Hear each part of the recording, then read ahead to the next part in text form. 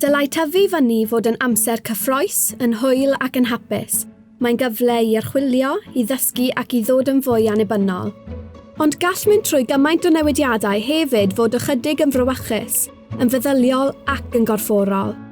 A gall newidiadau o'n cwmpas cael effaith dda neu wael ar ein lles. Mae hyn yn arbennig o wir dros y flwyddyn diwethaf gan ein bod i gyd wedi gorfod delio â pandemig Covid-19. Mae'r newidiadau corfforol i'w gweld yn amlwg wrth fynd yn fwy, yn dalach, yn gryfach. Mae'r gallu i ddarllen ac ysgrifennu, cicio pêl, coginio'r swper, reidio beic i gyd yn hawdd i'w gweld. Ond mae yna faterion emosiynol a meddyliol sy'n effeithio ar bob un ohonom a dyw rheini ddim mor amlwg. Mae'r rhan fwyaf o rain yn naturiol wrth dyfu i fyny, gan ein bod yn aml yn dysgu cymaint o'n camgymeriadau ac yr ydym yn wneud o'n llwyddiannau. Dyna lle mae'r dull ysgol-gyfan newydd hwn yn berthnasol.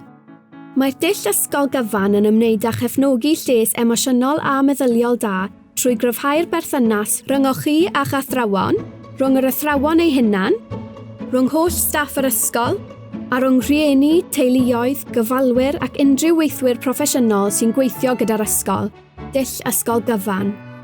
Mae angen i bawb weithio gyda'n gilydd. Felly beth allwch chi wneud? Bydd eich ysgol chi yn datblygu ei dull ysgol-gyfan ei hun i gefnogi eich lles chi ac eraill, ac mae eich llais yn bwysig wrth ddatblygu'r dull ac angen ei glywed. Os oes rhywbeth yn eich poeni, siaradwch gyda'ch athro neu athrawes. Falle bod rhywbeth yn poeni eich ffrindiau a gallwch chi ei helpu i gael cefnogaeth. A chofiwch fod eich athrawon angen help weithiau. Wrth ddatblygu'r dull hwn, gallwn sicrhau fod help ar gael i bawb sydd ei angen. Drwy weithio ar y cyd, gallwn helpu'n gilydd. Diolch.